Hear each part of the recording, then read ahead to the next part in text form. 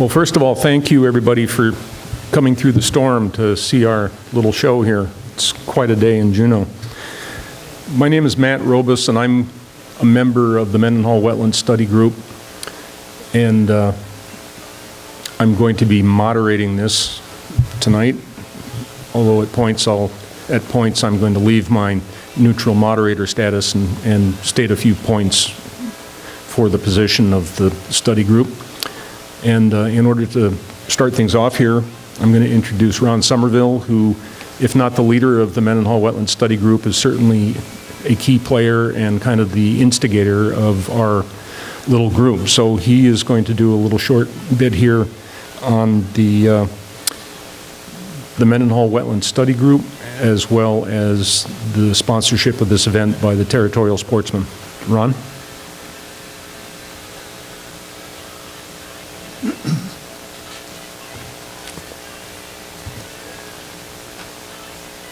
Well, good evening. I really appreciate everybody showing up. For a while I thought it was just going to be the staff members here that were going to listen to us. I just wanted to say just a couple of words, and I'll give it back to Matt, and we get going with the program. I know you're aware that there's been changes in the agenda, and Matt will cover some of that when he gets up.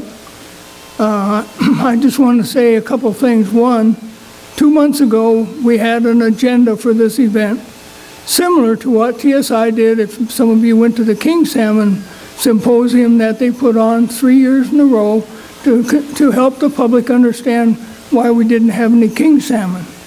And so we're trying to do the same thing here.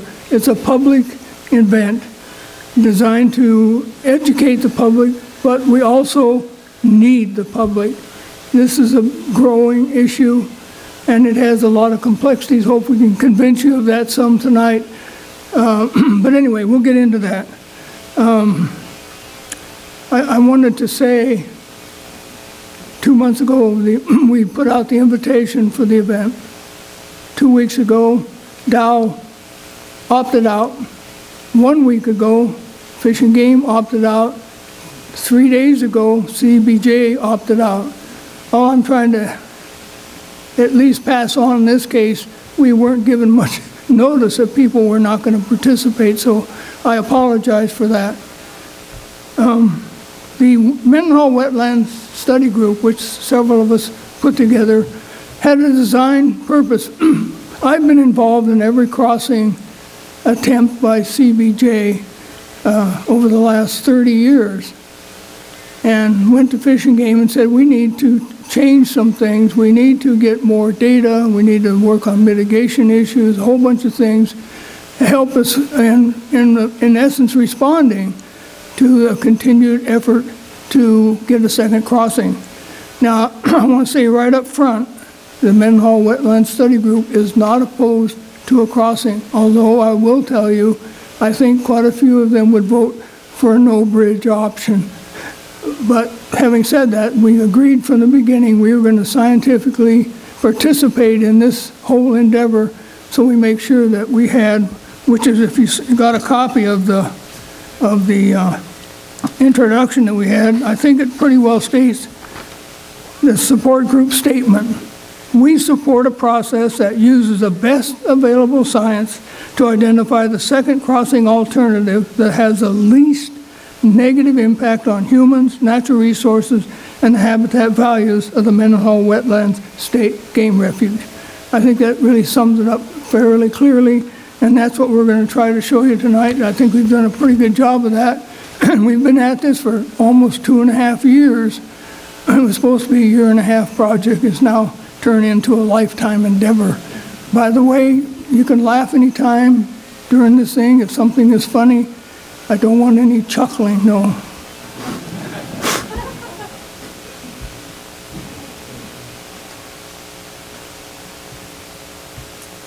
Ron, you took my notes, I believe.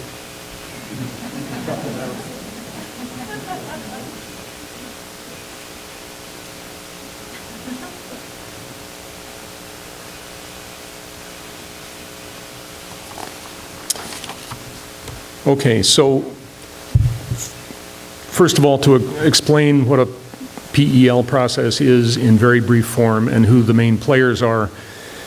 A PEL process is meant to be a high-level skim over every possible alternative for a project in order to weed out obviously non-qualifying, unfeasible alternatives. It is not meant to be an EIS before an EIS. It's not meant to be very detailed.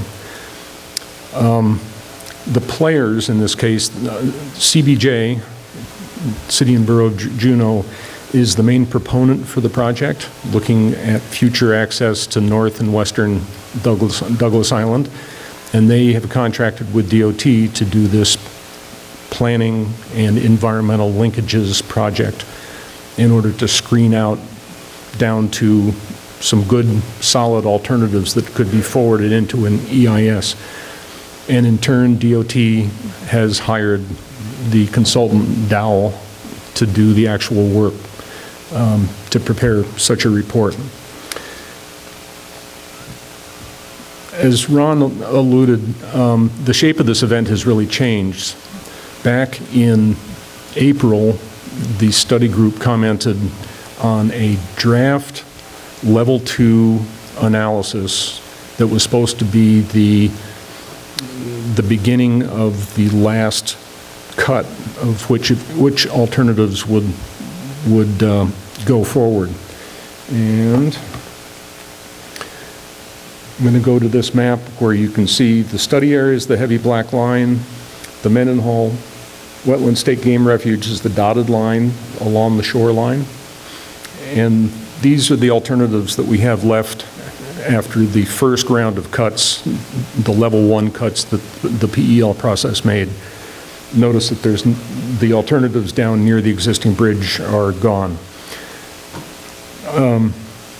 So we saw a draft product, we being the advisory committees. There's a technical advisory committee and a stakeholder advisory committee that Dowell has named and supposedly consulted during this process.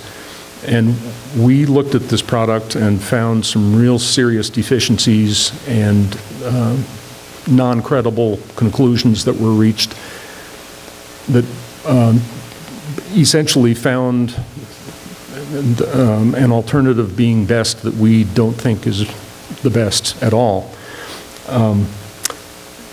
And so our comments, which I believe were like 23 pages with 5 pages of maps on top of that, by this group of generally retired ex-professional biologists, hydrologists, all sorts of ologists who have experience in the wetlands and who have actually, many of them have done studies in the wetlands. We found and documented some real big problems with that document. Those comments and comments of other agencies and other entities went in, and Dowell said, well, we're going to take these comments and we're going to revise our product, and in 3 to 5 weeks we're going to have the version that will be presented to the public for public review as the final cut. And that would have been sometime in June or early July. Trying to set up, at that point we thought, based on the way meetings, which were basically show and tells of what Dowell had done rather than an interactive meeting like this. We hope it's going to be interactive, we'll see later. The product was not available during that forecast timeline, and we decided that we wanted to do a public forum, but we wanted to do it after that final product came out. We tried for a July date, we tried for an August date, and then finally, because venues were getting hard to find as the fall comes on, we took a shot in the dark and said, well, September 23rd is an opening at this hall, and we're going to do our public forum, and hopefully there'll be that final public version of the level 2 cut.